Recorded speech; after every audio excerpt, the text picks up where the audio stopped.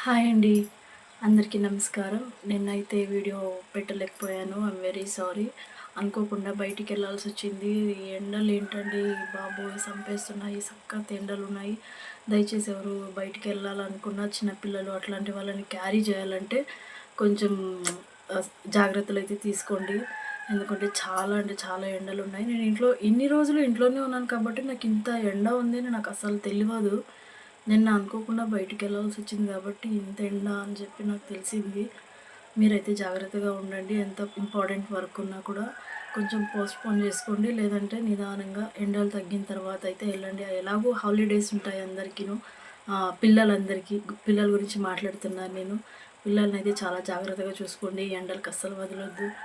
ఆహ్, ఎందుకంటే నిన్న కార్‌లో నా కొడుకుని 9 మంత్స్ బేబీ వాడిని క్యారీ చేయడం నాకు చాలా అంటే చాలా కష్టమైపోయింది.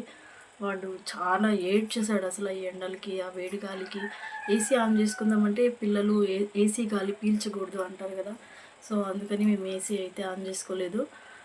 సుమారు ఒక 3-2 అవర్స్ దాకా మేము జర్నీ అయితే చేయాల్సొచ్చింది. ఇంకా తొందరగా పని ముగించుకొని ఈవినింగ్ అయింది మేము ఇంటికొచ్చేసరికి. నేను ఫుల్ టయర్డ్ అయిపోయాను.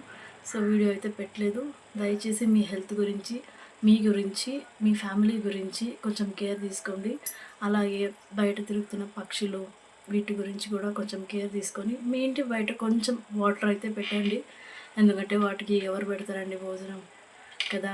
వాటి గురించి కూడా మనమే ఆలోచించాలి. దయచేసి మా ఛానల్ అయితే సబ్స్క్రైబ్ చేసుకోండి.